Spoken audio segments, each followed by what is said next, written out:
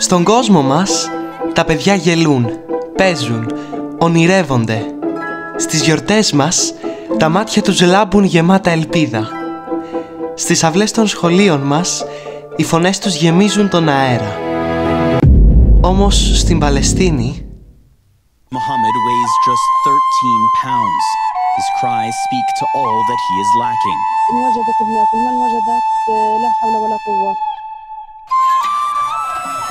Την ίδια ώρα οι ελπίδες για εκεχηρία στη Γάζα σβήνουν μετά το ναυάγιο των διαπραγματεύσεων, ενώ στον απόϊχο των δηλώσεων Μακρόν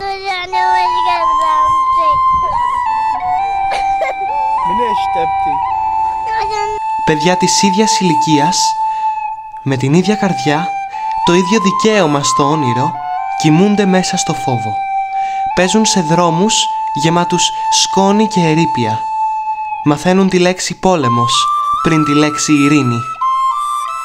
Η θεατρική παιδική σκηνή Παναγιώτης Χέλης στέκεται με την Παλαιστίνη, γιατί η ζωή κάθε παιδιού είναι πολύτιμη, γιατί η αγάπη είναι δυνατότερη από τον πόλεμο. Κανένα παιδί δεν γεννιέται εχθρός. Κανένα παιδί δεν φταίει για τις μάχες των μεγάλων. Κάθε παιδί, όπου κι αν γεννήθηκε, αξίζει να κρατά στο χέρι ένα παιχνίδι, όχι να το χάνει για πάντα.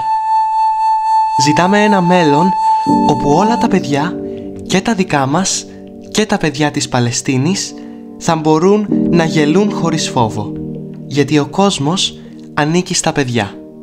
Όλα τα παιδιά.